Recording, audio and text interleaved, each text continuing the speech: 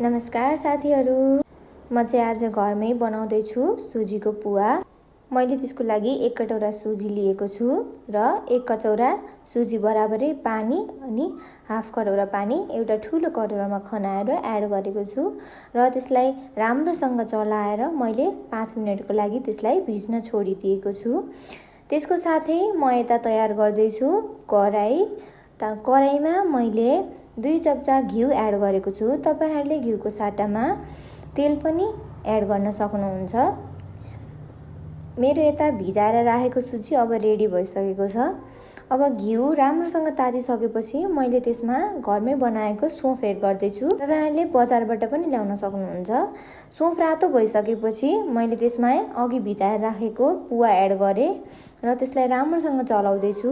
पुवालाई राम्रोसँग बिस्तारै बिस्तारै लो मिडियम हिटमा चलाउँदै गइसकेपछि यो यस्तो प्रकारको हुन्छ।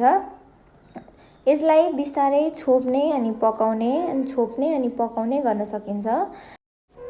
पुवा यतिको रातो भइसकेपछि मैले चाहिँ यसमा भेली एड गर्दैछु। तपाईहरुले स्वादअनुसार चिनी पनि एड गर्न सक्नुहुन्छ र यसरी भेली एड गरिसकेपछि यसलाई राम्रोसँग चलाएर एकैछिनको लागि फेरि ढाक्दिने। मैले चाहिँ ढाकेर निकालिसकेको छु। अब चाहिँ हाम्रो पुवा खानको लागि रेडी भइसकेको छ। तपाईहरुले स्वादअनुसार अचारहरुसँग यसलाई खान सक्नुहुन्छ र यतिकै पनि खान सक्नुहुन्छ।